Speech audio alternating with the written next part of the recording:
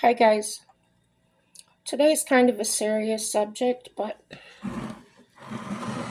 it's necessary. I feel like it's necessary for me, maybe for some of you. But as I've said before, doing these videos really seems to help me. And today is one of those days. So let's work the magic. As I mentioned before, I struggle with different mental disorders, mostly brought on by life events, extreme stress, and terror. So, the one I want to talk about today that I need help and encouragement with is the major depressive disorder, MDD, they call it. The major depressive disorder, MDD, is a common mental health condition characterized by a persistent low mood, loss of interest or pleasure, and other symptoms that significantly interfere with daily life. So, in case you were wondering, what my caregiver does, Cheryl is her name, she'll come here and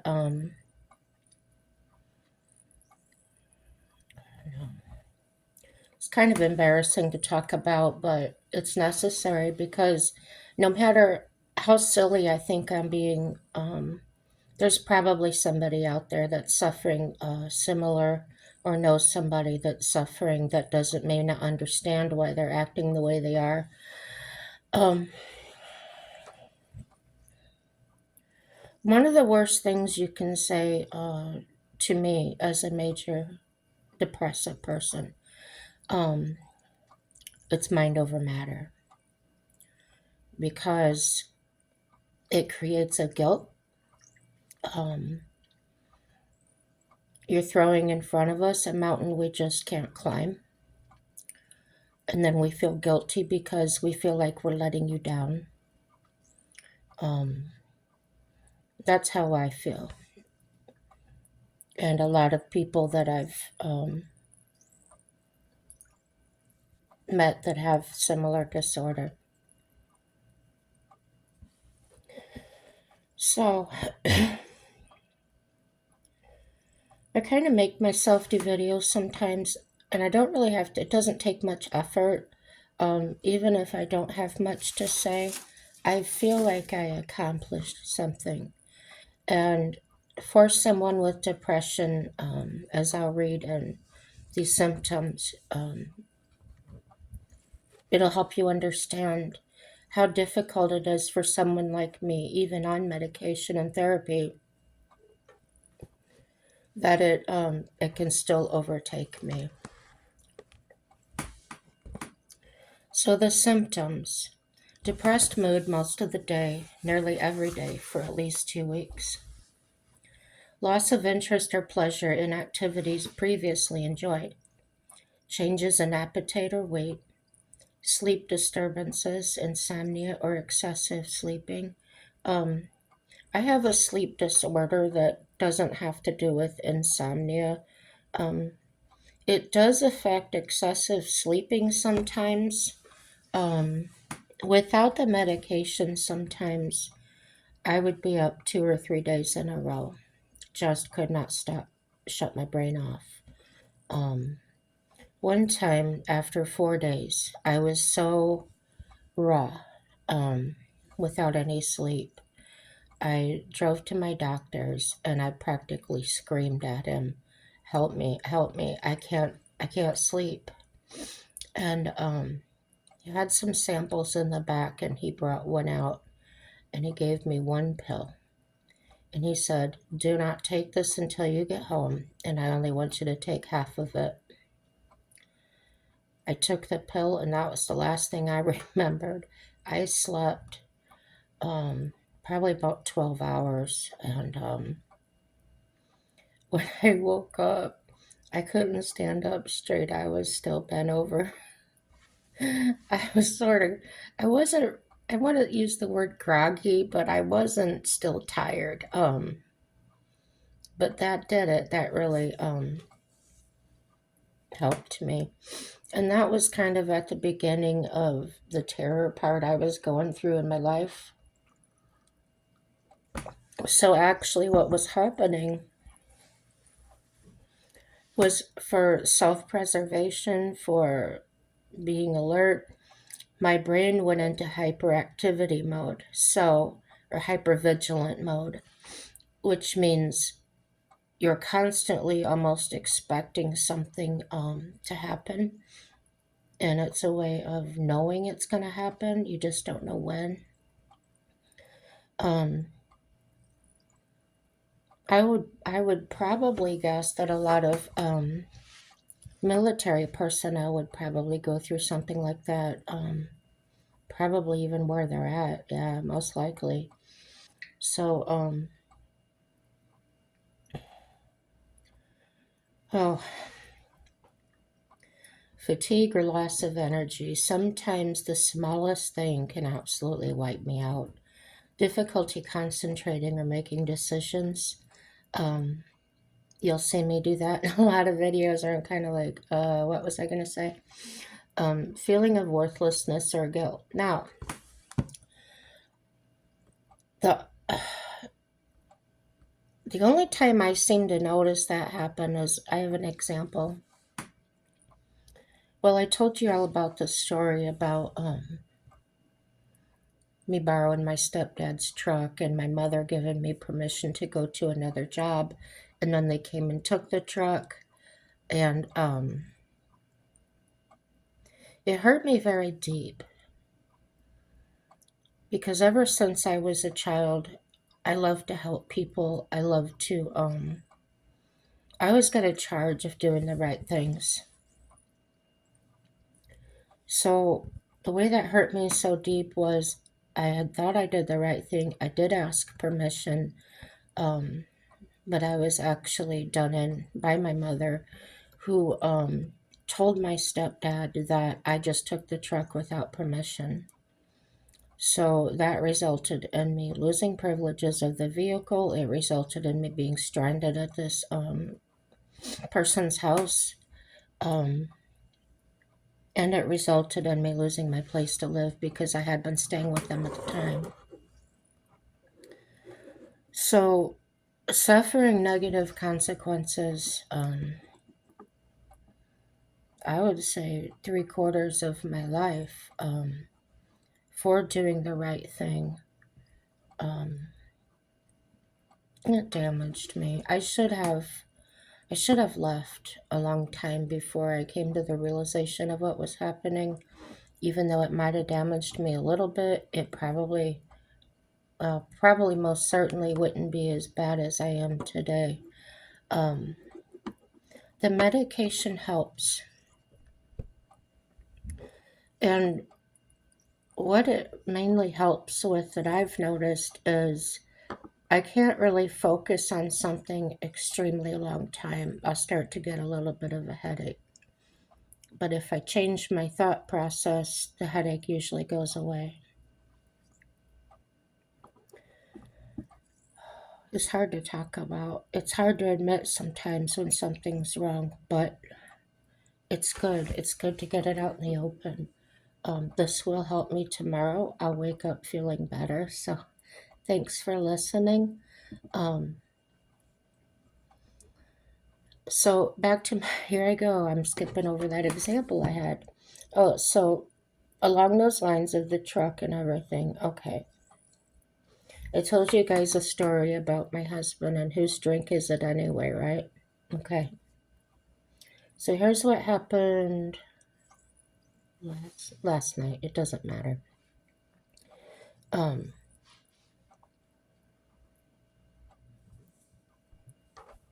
my husband had given me permission a while back.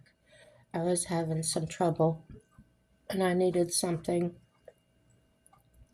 And he said, "That's fine." He said, just take and borrow mine when you need to. I said, "Okay, thanks." This has been probably 6 months ago. This has been going on. I've been borrowing the things. So, last night, um, well, when I used the last one, it was the last one on the table. So I thought, well, maybe he's got more somewhere, but I really needed it, so I used it. Well, he comes home last night after being gone a day, a night, and another day. And he's getting ready to take a shower. And he asks me, "Did you use my..." And immediately the dread runs through me because I've been gaslit so many times that it's an automatic response of dread. I don't go into logical thinking of, well, let's talk about it because I've been through that. I've been through that and it never did any good. So I hope you can understand this. I've heard a million times from family members, from other people, well, if you know what's wrong, you can fix it. I wish I could. And that's going to make me cry because I really wish I could. I don't want to be this way. So, anyway, I locked up and I just started crying. But I didn't want him to see me crying. So I just rolled my wheelchair back and turned the other way and sat here facing the wall at this desk. And I was trying so hard because all I wanted to do was bawl. I just wanted to cry so hard.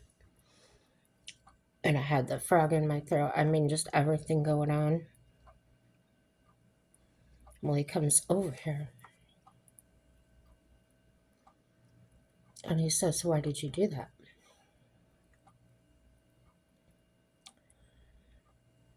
And then I became fearful he would hit me, even though this man has never hit me, never would. It's the past memories. They come up and they live in the present. And that's from years of conditioning of the past being thrown back in my face, being punished years later for whatever they thought I did. And they would make things up to punish me with. So then I did start to cry because I felt helpless. I felt like there was nothing I could do or say that would make it right. I even started to doubt myself, and did he really say that? Did he really tell me I could? Because as I've said before, the other mental illness um, leaves me to have sometimes conversations in my own head as if they really happened. So I felt guilty about that. It's like this whole cycle. Did I do this? Did I do that? It makes me doubt myself in every way, shape, or form. And he knows this, so he kind of picked up on it. And he says, "What can I do?" And I said, "There's nothing you can do." He said, "Do you want to talk to me about it?" And I said, "No." I did want to talk about it, but the fear overrides that. And it makes no sense because this man has never given me a reason to fear him. But then I draw back to my last marriage. See, this is a never ending cycle um, where this man was a high participation member of his society. He was a volunteer fireman for a lot of years. He was an EMT. He worked at the corrections, the prison as a guard. He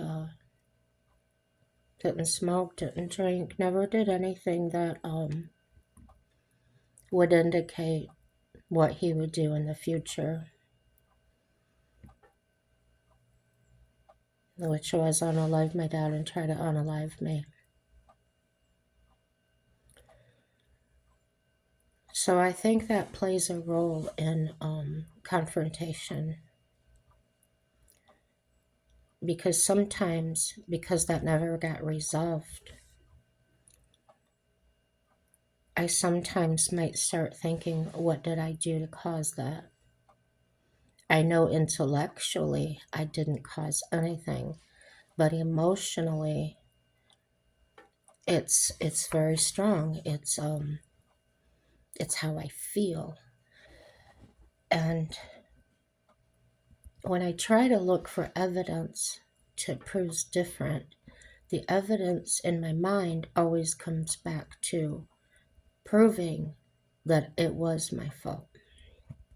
So it's a work in progress, as far as that goes. So the way it ended up with my husband here,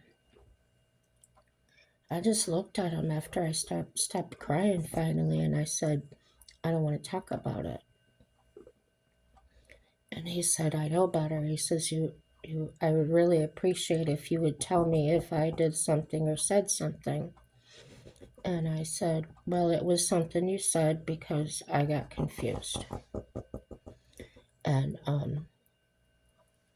he said, what's it about? And I said, well, last year sometime, I remember telling you about a problem I was having with some products I was using.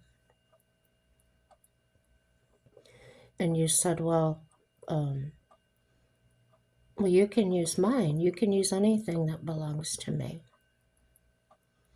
So I've been doing that once in a while when I needed to. And I took the last one and I was already thinking about it. See, that was already thought of in my mind that I was using the last one. But then the override came was, well, he probably has some more up in the closet. So because I had this whole thought process, I thought I made the best decision possible at that time. So when he comes home, and the first thing he says is, did you use my last whatever? The whole thought process I had was wrong. I was wrong. I deserve to be punished. I had no right to think that I could just take anything I wanted to. Intellectually, I know that none of that is true, that this was a simple misunderstanding or a concern that he didn't have any more left. But at that time, it's like I'm in mania. It's almost like I can't decide which end is up. I can't communicate effectively. I just like want to close down into this little shell, this little cocoon, and go away. So I says to him, oh, just what I thought. I just told him what my thought process was. That's one of the tools I use to try and combat this communication problem. Is to first say, this is what I thought, um, and so this is what I did. So at that time, he has an opportunity to say, well, I understand why you would think that. However, I wish you would have done this. And I'm pretty fine after that because he's been clear in how, well, he came to my side by saying, he showed me love and respect by coming and saying, I understand why you would think that. But what, and then he says, but I would appreciate if you did it this way. So that gave me a clear communication and a clear, much clearer, no cloudiness, no fog. And he went to the other room, and not 2 minutes he came back out. And he says, you know what, I was wrong. I said, about what? He said, I did tell you that. You could use it anytime you wanted to.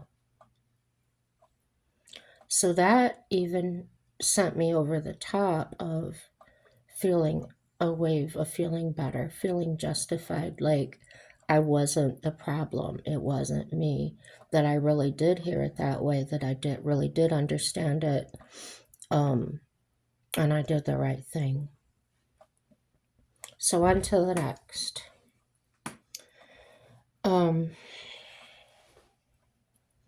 Thoughts of death or suicide. I've never had those thoughts. I've had random thoughts like, I wonder what life would have been like if I had never been born. Or what if I wasn't here? But it's not a thought of taking me out. No. All right. Some of the causes, the exact causes of MDD are complex and may involve a combination of factors, including genetics, brain chemistry imbalances, stressful life events, medical conditions, and substance use. I used to smoke cigarettes.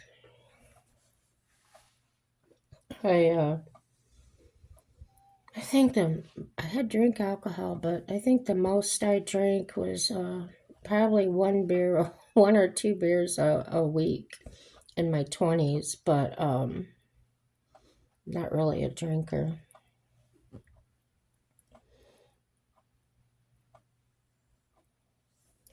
MDD is diagnosed based on a clinical evaluation by a healthcare professional. The diagnosis typically involves some medical history, physical exam, and a review of symptoms. Treatment for MDD typically involves a combination of psychotherapy, which is talk therapy such as cognitive behavioral therapy. It can help individuals develop coping mechanisms and change negative thought patterns. I do that. I get that treatment. Medications, antidepressant medications can help regulate brain chemistry and improve mood. I try. Not perfect, but I do take the medication. Lifestyle changes, exercise, good sleep, hygiene, and a healthy diet can improve overall well being and reduce symptoms of depression. Prognosis. MDD is a chronic condition, but with proper treatment, most people can manage their symptoms and improve their quality of life. Recurrence is common, but with ongoing therapy and medication, the risk of relapse can be reduced. I don't know what they know about relapse. Mine never goes away. It's not like cancer where you get over it, and then it can come back. I don't know what they mean by that. So there's also clinical, depression and things like that. Um, on top of that, I have what's called a major mood disorder.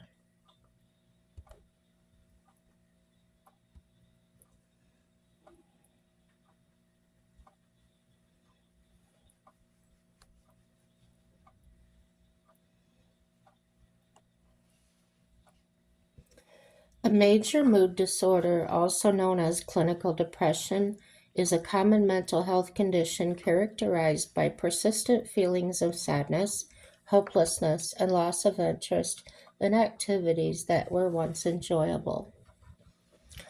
Symptoms are persistent interest or persistent depressed mood lasting for at least 2 weeks, loss of interest of pleasure in activities, changes in appetite or weight, sleep disturbances, fatigue or loss of energy, difficulty concentrating, feelings of worthlessness or guilt, thoughts of self harm or suicide.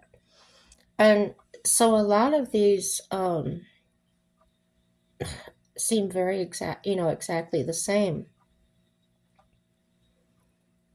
The exact causes of major mood disorder are complex and may involve a combination of factors, including Genetics, brain chemistry imbalances, life events such as trauma, loss, and stress, medical conditions, example, thyroid problems and chronic pain.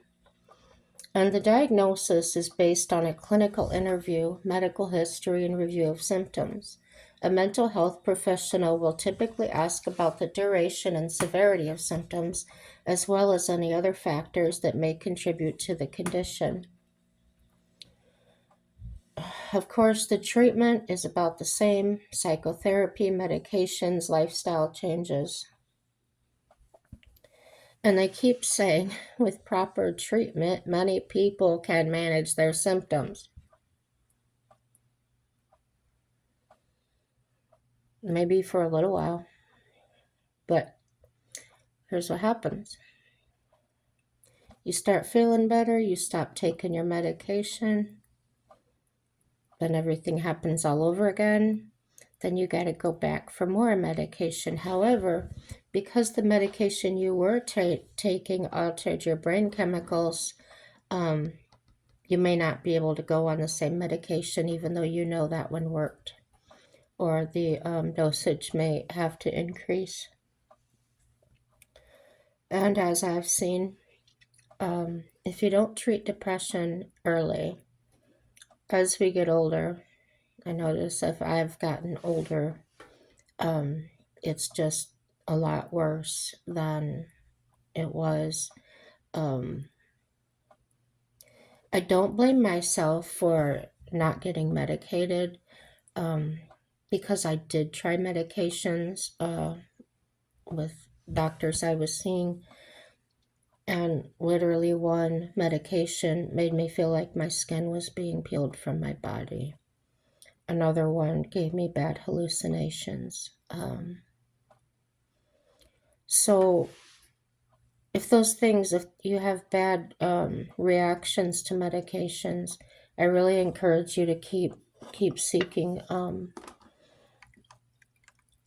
If you sense that doctor may want to keep you sick or is looking to get you institutionalized, I don't know of any personally that have, but I've heard stories of people that had. That could be coming from their mental illness too, so take it for what it's worth. My point is to keep going.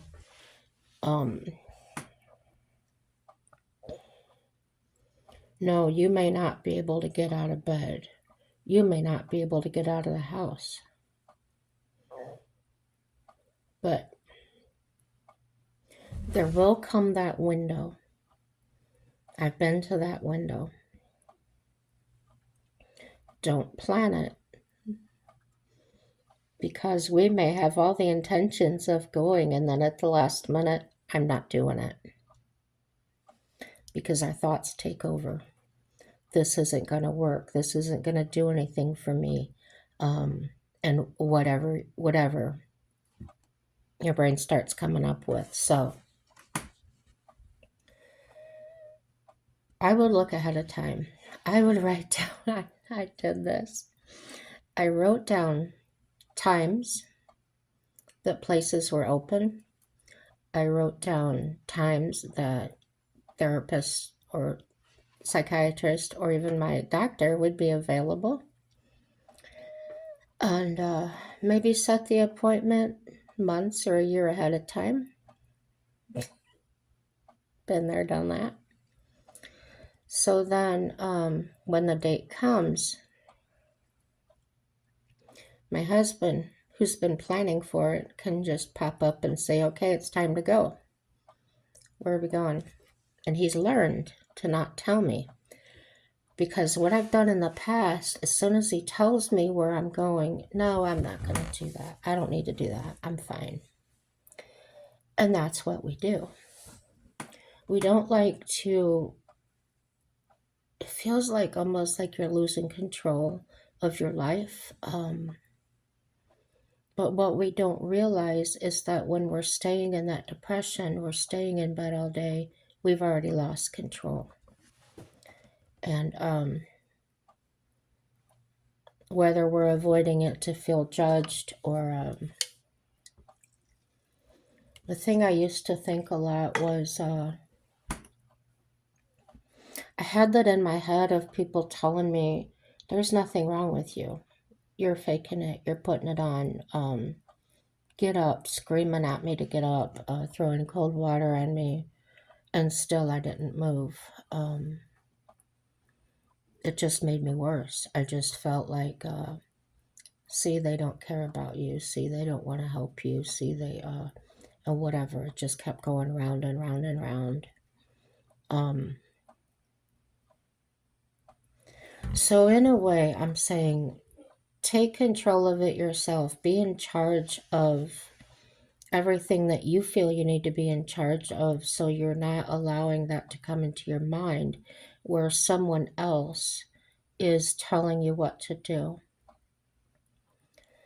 The therapist I have is extremely patient. The first time I went, I wouldn't even sit down because I had been had so many bad experiences with therapists before where they're just wanting to prescribe me medication,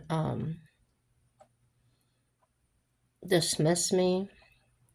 I've never had anyone try and lock me up in a hospital or anything. I've never had that happen. I'm sure there's people that have. I kept it a lot to myself, and I think that saved me. Um, that's something I did not let my other family members know. I don't know why I didn't, but I know that I'm glad I didn't. Um, probably at the time because everything was thrown into my face all the time. That's probably why I didn't. That's one thing that was very personal to me, very private, and that's one thing they wouldn't have to use against me as a weapon. Um,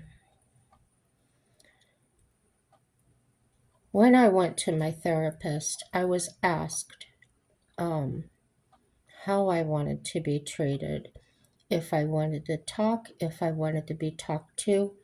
I was given a lot of options. It was still my choice. That felt very empowering, something that I had never been given in my life, or it didn't feel like I had been given. So it did make me feel confident. It made me feel encouraged to go back, and I did. And then it got to the point where I felt like, okay, I don't need this anymore. I'm done.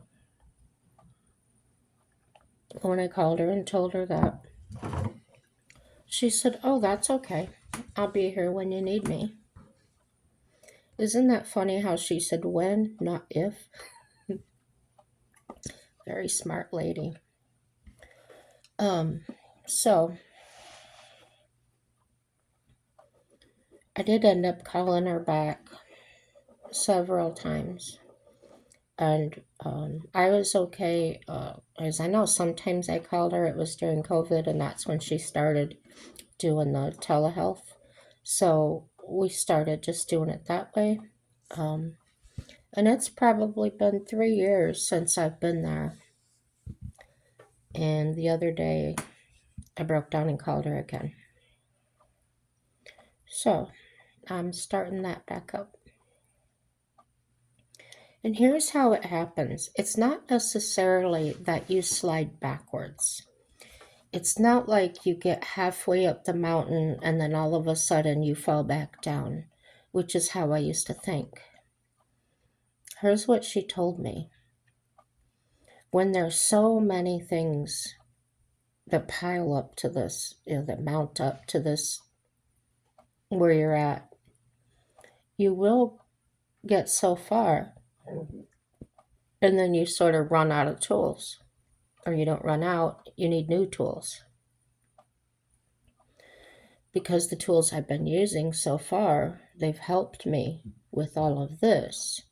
And I'm doing fine there. Well, now I've leveled up. So now I'm dealing with a new level and probably need new tools to add to my old tools.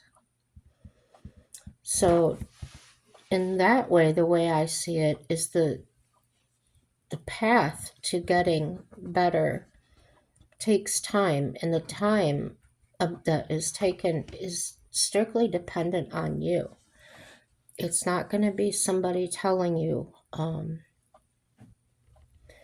If you have family or whoever that you feel dependent on, and they don't understand you, you don't feel they would support you, um, get to a place where you can. And I know that sounds so difficult and like a huge mountain that you might be able to get over. But I actually did the most terrifying thing I never thought I would do, and that was go no contact with my own mother and my brother and the people I felt such a responsibility to, that I had to help them. I had to care for them because nobody else would. Um, it was all a mind game. But it took me probably 44 years to learn that. And there were lots of people along the way that tried to explain it to me in different ways, but I wasn't hearing them. I wasn't hearing it. I didn't want to hear it. I didn't want to believe it. They didn't know what they were talking about, because I had to do what I had to do. So that would be another piece I would advise, is that do that self inventory. Ask yourself, what am I doing and why am I doing it? Um, yeah. So,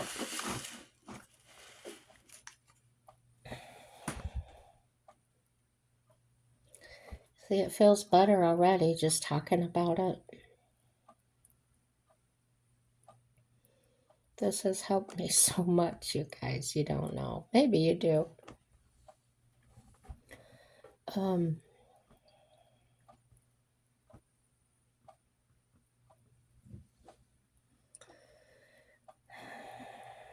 I feel hopeful now. I think it helps watching myself on this screen and listening to myself, watching myself, and seeing myself as I know who I am, but looking at me talking, myself talking, is almost like listening to another person. I don't know how to explain it. It makes me hear the words better than when they're just coming out of my mouth, and comprehend what I'm actually saying. So, thank you so much for listening. Please comment. Comments on every video matter to me. It really interests me to see and hear people's different viewpoints on things. You don't have to agree with me.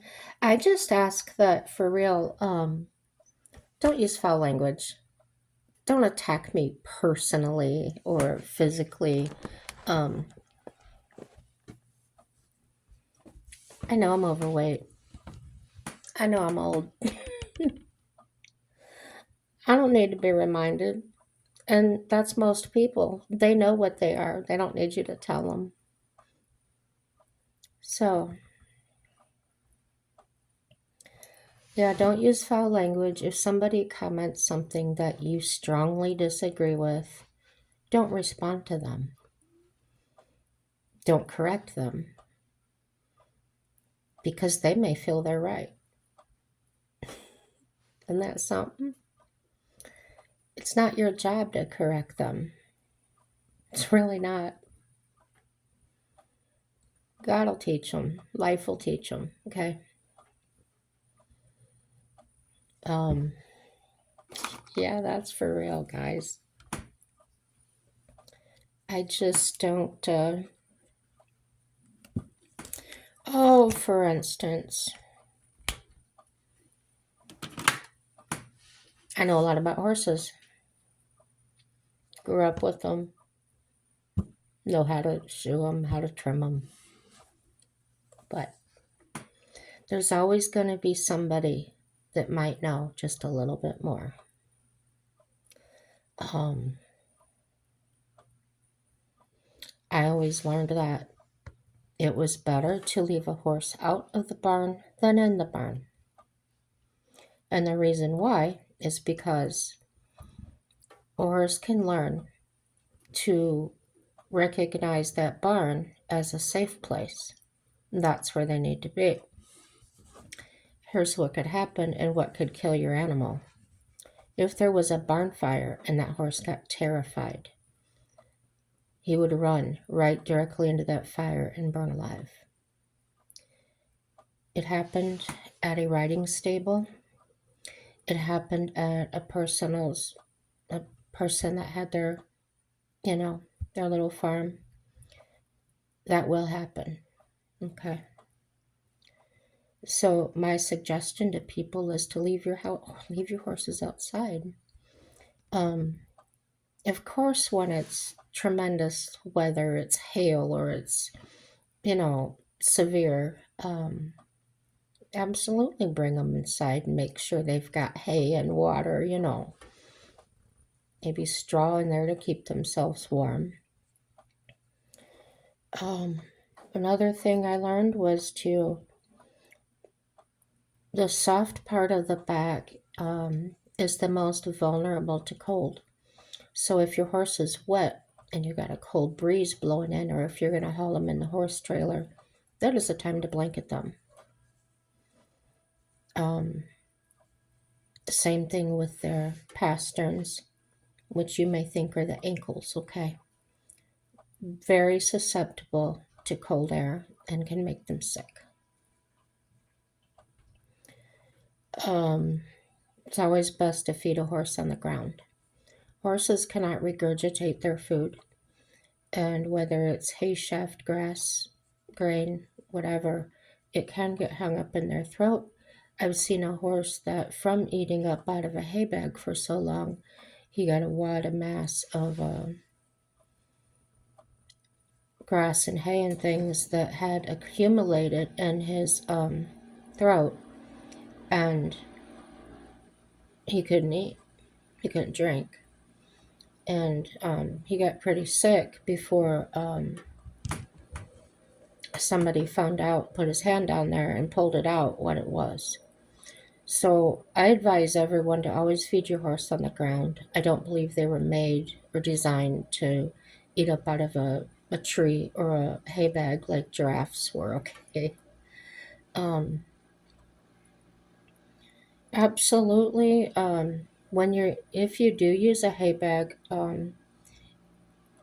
it's normally best to use them when you're going to be somewhere, and recognize that hay bags are extremely dangerous to a horse. Check the condition of your hay bag. If it's chewed through, immediately replace it, because the nylon or whatever they're made from the horse can ingest that, make them very sick. Um, and keep it up high enough. Please keep it up high enough that their feet are not going to get into it. Now, this doesn't mean you have to take into consideration your horse can rear up pretty tall, right? And if it paws, it's in the hay bag, plain and simple. I've seen them get up in the manger of a tow behind trailer. I've seen them flip upside down and get their legs on each side of the divider, and the thing was welded there. It wasn't removable, and we had to blanket the horse and use a cutting torch to get him out. And when he came out, he had his one of his chestnuts torn off. That used to be the fifth toenail or the toe on the horse. It's now through growing. It's up on their inside of their front legs now, above their knee. So there's lots of things to it. Lots of things that people don't know, a lot of things that I don't know. Um, Another thing I do know is if it's snowing outside and your horse has a nice blanket of snow on its back, it's not cold. That snow actually, and the fat in their body actually acts as an insulator and it keeps them warm. A horse will turn its backside to the wind, to the storm that's blowing in against them. And that's because they can create that insulation. It's instinctive, it's the way they're made. So just know if that horse has a blanket of snow on it and it's not that bad out, it's not going to get down to 50 below or something, the horse is probably best left outside with plenty of, I call it warm water, but it's the water that's not allowed to freeze. It's got a tank heater in it, right? And plenty of hay because the hay generates body heat. However, if the snow has not packed on top of the animal, think of it as like the snow on top of your roof, okay? If you don't have snow on top of your roof, you've got serious insulation problem, right? So if you have a horse that doesn't have the insulation, you're not going to see that snow on top. That is the type of horse you would want to dry off as best you can and put a blanket on it that is heavy enough to prevent that cold air from blowing across that sensitive spot in their back that can give them pneumonia, okay? So there's lots of details there. I do watch a lot of YouTubers and things that blanket their horse constantly, keep them in the barn constantly. People make comments about how cruel that is to leave them outside. Um, Horses have lived for lots of years in weather like that. They've survived it, and they didn't survive it by someone putting a blanket on them, okay? They do know how to take care of themselves for the most part. I've seen horses that are so, I don't want to say inbred, but maybe some of them have just been pampered so much. I know thoroughbreds are extremely pampered. They're one of them. They're just well cared for. They get cooled, they get warmed, they get everything they need. And a lot of them have 24-hour a day care. Someone with them 24 hours, no matter what. So if you don't own that type of horse, there's no sense, there's no reason for you to go invest tons of money into things you may not be able to afford when all you might really need is a simple lean to, a supply of fresh water, and a lot of hay. So I usually only fed my horse. I used the square bales, um, one or two two flakes a day, be one in the morning and one at night. Not a lot of hay because I fed quality grain that I had made to my specifications at my local co-op. Okay, I will tell you from making my own grain. If you're interested in it, you could probably message me and I'll tell you what it was. Now in Indiana, selenium is not in the ground. So I did have to add selenium to mine. But you just don't go by somebody's recipe and say, "Oh, that works for your horse. It'll work for mine." Or go to your local feed store and buy a $50 50-pound bag of horse feed for $50 because so and so uses it. Or it says you have to remember that that stuff is made at a factory and they make all kinds of things there. And the best economical way, and that really seems to help our farmers in the best way, is to go to your local co-op and have your own mix made up. Um, Please try not to feed corn to horses. The only time I fed corn, it was cracked corn, not very much of it. Corn creates body heat in horses. that's what they can founder on pretty easily. Um, they can't really digest corn, so I would get the yeah, rolled oats are good. The cracked corn now. That's when I would add that to it in the winter time just to help them create a little more body heat. Um, I never locked them in the barn. However, the barn was open. They could come in and go as they wanted to. And to me and the people that raised me around horses, that's the proper way to do it. Let them regulate their own body temperature. If you go throw a blanket on and they start getting too hot, there's nothing they can do about it. It's not like they can just take it off or call you on the phone and say, hey, I'm too hot. So, yeah, if you have a heated barn and then you take your horse out in the cold, what's going to happen? The same thing that happens to us. They're probably going to get sick. So let your horses naturally acclimate to the weather. Don't um, overcompensate or think that you've got to dress it up every time the weather changes. You don't. You're actually hurting your animal by doing that. And you can listen to as many salespeople as you want, but they're just trying to sell you something that you need this or that or whatever. Um, find out for yourself. Um, try it, see how it turns out for you. I don't know. However you choose to do it.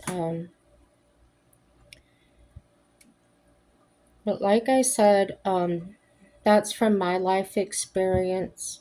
If you do know more, let's hear it. If you want to know more, we'll tell you what we know, me and whoever comments on this. So, yeah, it doesn't matter if you disagree. It really doesn't. We can all learn from each other. We have different viewpoints.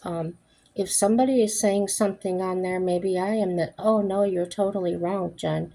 That's not right. Well, just tell me your experience. You don't have to say, oh, you're wrong. Please don't talk to me that way and don't talk to anybody else that way because this is the way we believe it to be true.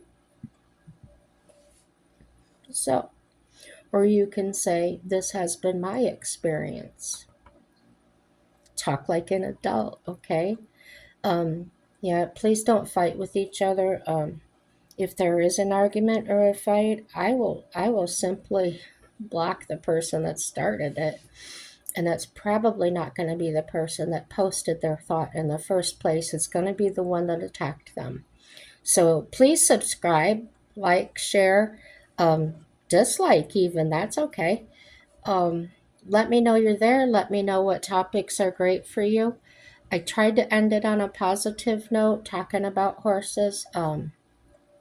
That's one of my favorite subjects because I happen to know quite a bit. Like I said, I will never know everything. So, yeah, everything's good, guys. And no matter what, everything will work out for our good. I'm proof of that. Happy day.